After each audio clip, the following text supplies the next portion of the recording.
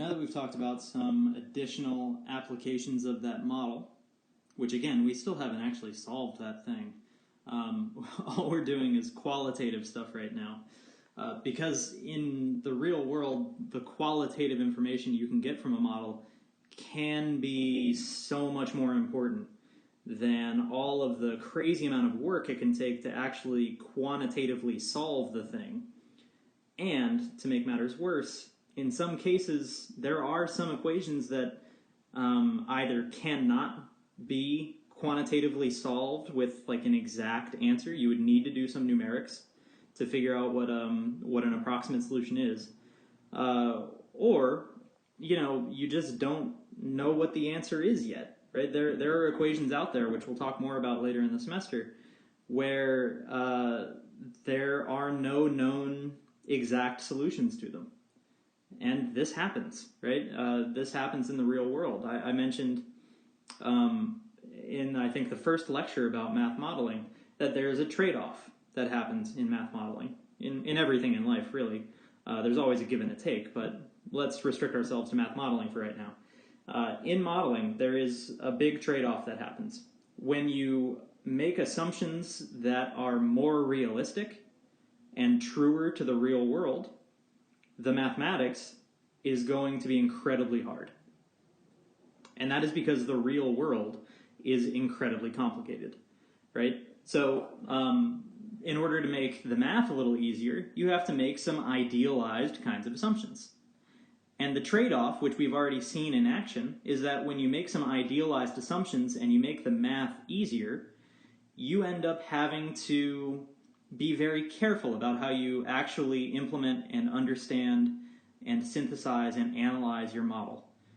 Right? With the population example, when k was positive, that population is going to infinity. And that certainly doesn't make sense. Not for bunnies, not for anything, right? That doesn't make sense for a population to shoot off to infinity. However, we saw that if you take the right precautions, like understanding that on a relatively short time scale, that qualitative model can actually be pretty darn close to what happens in the laboratory setting, right? And the laboratory setting is important there because it sort of closely matches these idealized conditions that we said were necessary for our model to be applicable, right? So, and again, I talked a little bit at the end of the last video about this relatively short timescale thing being important. For bacteria, it's on the scale of hours. For money in a bank account, it could be on the scale of years or decades. For xenon, it's on the order of 1 trillion times the age of the universe, which is just mind-blowing. So this relatively short time scale is important to this qualitative analysis. But the really cool thing I find about qualitative analysis is that you can look at one model and you can get the qualitative information you need out of it, and then you can look at this wide array of different applications and you can say to yourself, as long as I'm careful about how I implement this, I know that I can implement this model to address all of these different situations. I think that's really interesting and incredibly beautiful that you can take this one very simple model, which was not too hard to wrap our heads around so far, and it has great applications that are extremely ubiquitous. They're all over the place. In finance, chemistry, physics, biology, they're everywhere. All right, so the one thing I want to do now is discuss how we can possibly improve this. Right, we saw the shortcomings of the original model, and let me just write it here so we have it in front of us. Right, our original model was that our population changes proportionally. That's supposed to be a K. Apologize, my hands are cold. P prime is equal to KP, right? So your population grows proportionally to how many things are currently in the population. And our other assumption was that you can walk outside and count the bunnies initially. Or, if it's a bacterium in a petri dish, maybe the mass of the sample of bacteria, and on average how many bacteria there will be per, square millimeter or square centimeter of the petri dish, et cetera, et cetera, et cetera, you can walk outside and count your bunnies, right? Long story short. So, I asked you all to submit some ways that you thought we could improve this model for one of your homework assignments last week. And here's just a few of your ideas. You gave some great ones. I just wanted to point out a few of them. And some of them could be sort of condensed into these. So if you didn't say these verbatim, then there's a good chance that I'm going to include yours just as a subset of one of these. All right.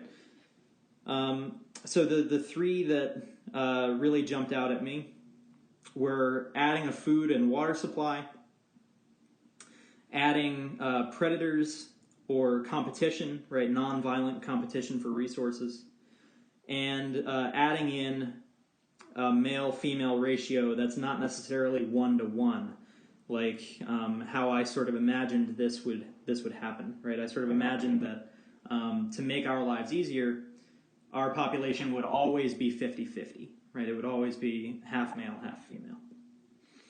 Now, I love these ideas.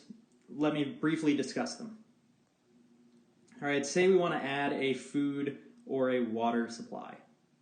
Let's call F our food supply.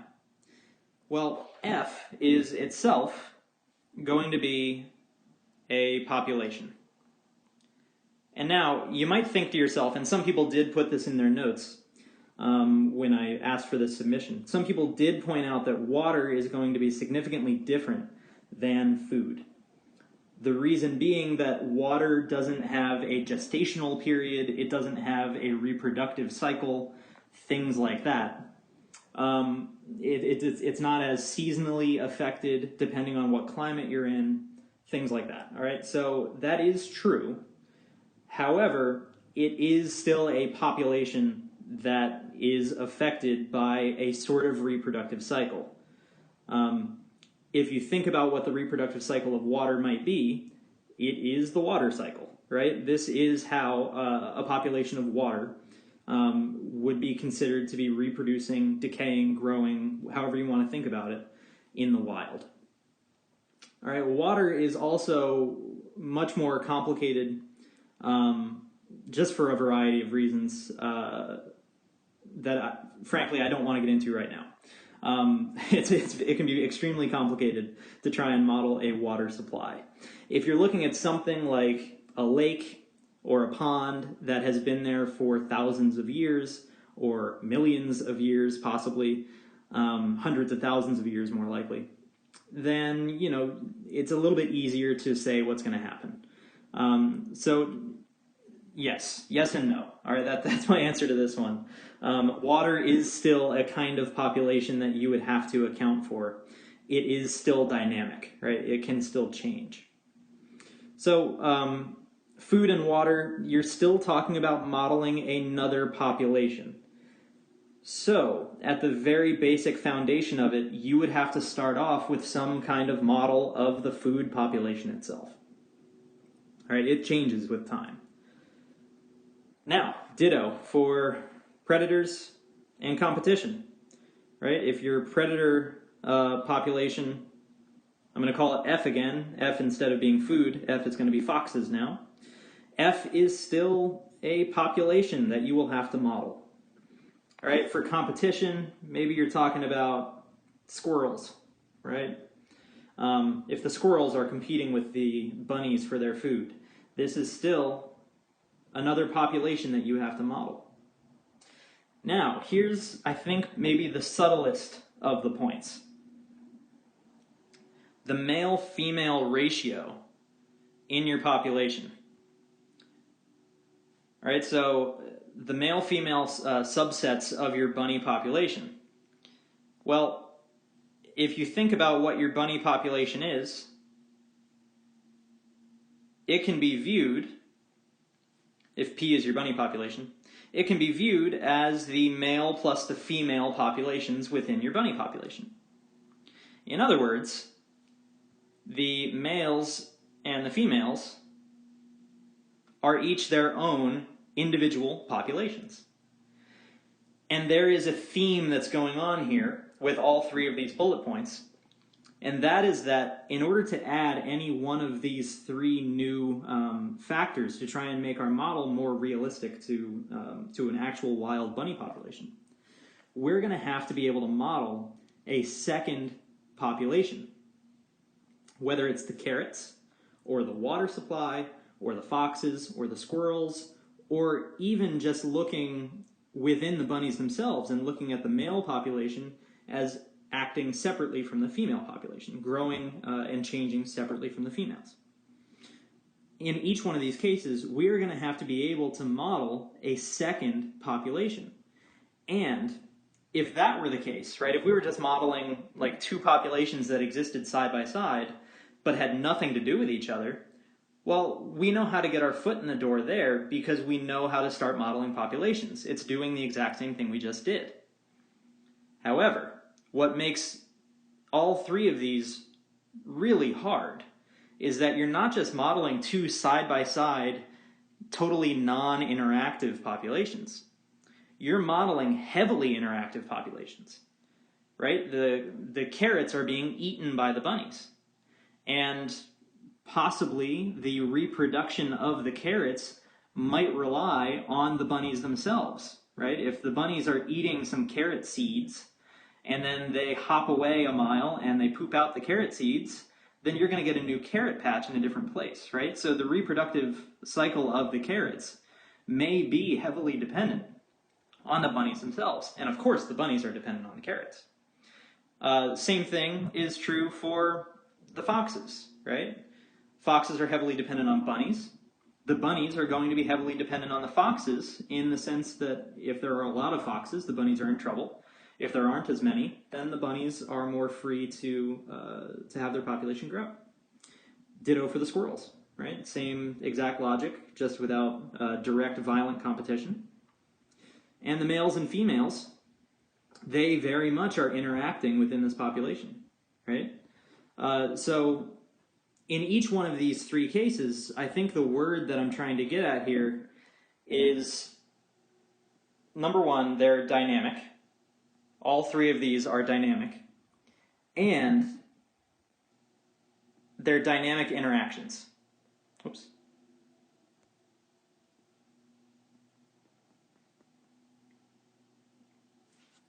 All right, so we have dynamic interaction between all of these things and the population that we, at the start of the day and at the end of the day, are supposed to care about, which is the bunnies. All right, so all three of these are going to be complicated, right? They're all going to involve a second variable, okay? So whether it's the food, the foxes, the squirrels, or male versus female, you're talking about taking your one variable bunny situation and incorporating a second variable. All right, so the jump that we're talking about here is akin to going from Calc 1 to Calc 3. All right, you're skipping a whole lot of material there. So that's going to be tough. All right, and we will get there, but not today. Okay, so the thing that I want to add to our model is something which we can hypothetically take to not be variable. All right, it's something that we should be able to take to be constant, or at least relatively constant. Again, if you start talking about short-term versus long-term kind of ideas of our model only applying in the short term and things like that, I want to look at something and add something to our model that will be relatively constant. Okay? And this is one of the factors that was in our original big list that you guys helped me compile of factors that might impact a bunny population in the wild. All right, so the factor that I want to add on that's going to be relatively constant in the short term is going to be what's called a carrying capacity.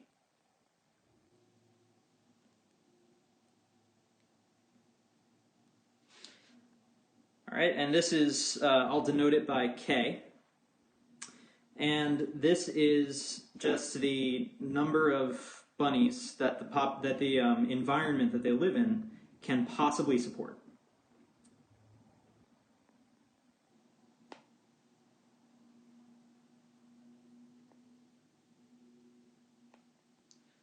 All right, it's the maximum number that the environment can possibly support. All right, so I think the example I gave in that video last week was, say your bunnies need to live in the forest. Well, if the grove of woods that you're looking at is only so many acres, well, there are only physically so many bunnies that could fit within that acreage of woods. All right, so this is the kind of thing that I mean when I say a carrying capacity. And we'll refer to it by the letter K. All right, so we need to think about in what way we can create a model that includes this maximum number of bunnies that can live in the environment at any given time.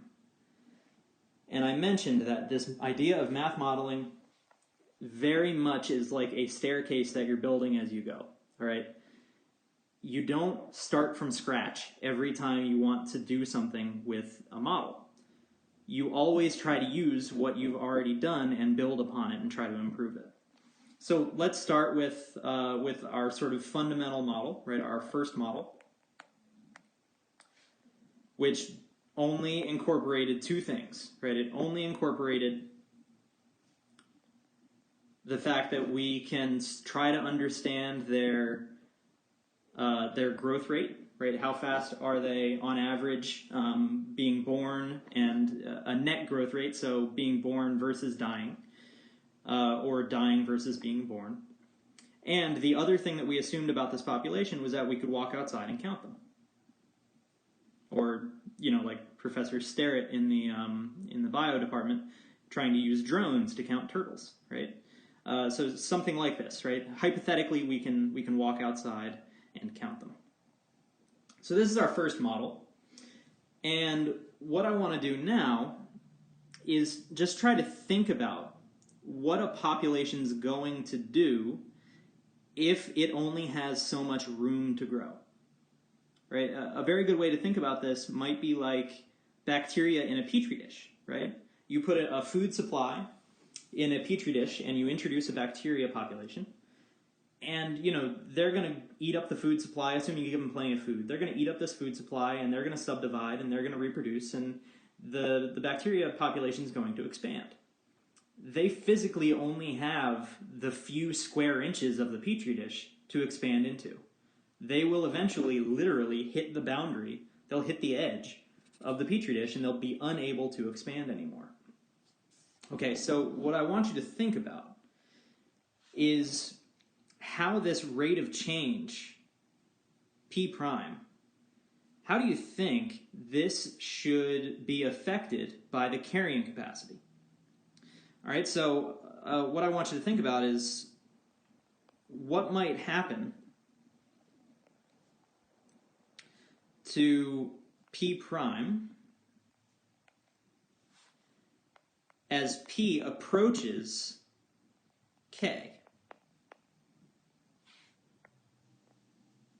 Right? As your population gets really close to the carrying capacity, what do you think might happen to P prime? All right, I'm not asking what's going to happen in the model I have written right here, because we're trying to change this model. Right? There is no carrying capacity in the model I just wrote. I want you to think, just, forget about what we already said about how this model is going to behave. Just think about a population like a bacteria in a petri dish. What do you think that population is going to do as the population approaches the carrying capacity, right? How is that population going to react and behave to that? So take a minute, pause the video. I want you to take a little while with this. Set yourself, let's say, a 4-minute timer, all right? And I want you to think about what this population is going to do as it gets closer and closer to the carrying capacity. Just jot down a few notes about how you think it'll behave. Doesn't have to be mathematical in nature. Could just be, sentences.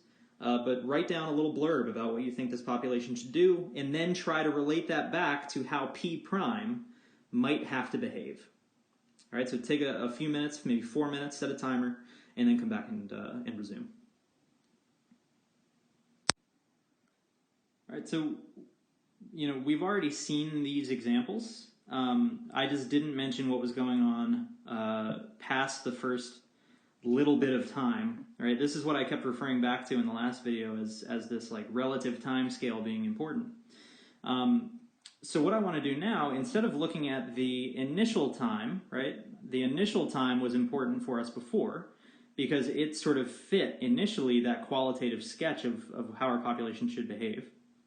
What I want to do instead now is look at these other parts, right? Let's look at the other parts of these graphs that didn't necessarily fit our initial population model, right? This is where things started to fall apart for us. And let's look at these instead. All right. So what is going on here? And again, the lines that are included in this graph, these two starred graphs, the actual curves that are in there are best fit curves. It's the circles, the open circles in the bottom one, and the black squares in the top left one. Those are the actual data points for these populations of bacteria that were measured. And the top right one is the deer that were put on this island. And you can see the same kind of, heuristically speaking, the same kind of behavior is going on. The deer have something more interesting happening where they actually got a spike, right? They spiked first, and then they sort of petered out. But you still do see the same qualitative kind of behavior, right? You see growth for a little while, and then it starts to flatten out, right? And the same thing is true in all of these cases, right? You see growth, and then it flattens out. And the bacteria examples, which are the top left and the bottom, these I think are the most interesting because these are the ones that are physically constrained by being inside of petri dishes. And so what you can see is happening here is that by, let's say 8 hours, I'm looking at the top left one here, right? By 8 hours, this population's growth has pretty much slowed almost to a halt, right? They are really slowing down in terms of their growth rate. And physically speaking, you can sort of imagine how this population would be growing out toward the boundary of their petri dish, right? They're literally hitting the boundary of their environment. And their reproductive rate is slowing because of that, right? They're not reproducing because they don't physically have room. Same thing is true down here. This one happens, around, I would say the downturn begins around maybe 6 hours, right? So just a tiny bit earlier than the other one. And for this deer population, this one's a little trickier because of that spike, but the same kind of qualitative behavior starts somewhere around maybe year 4. All right? And now this deer population has that really interesting spike before it peters out and sort of levels at around 80 deer. It's got that really interesting spike, and that's because the deer don't live in a petri dish, right? They live in an island. And so what actually happened here, and you can see it in the graph, is that they actually reproduced beyond their environment's carrying capacity. And nature, being the amoral thing that it is, it corrected that mistake, right? And so the deer population died down to the actual carrying capacity.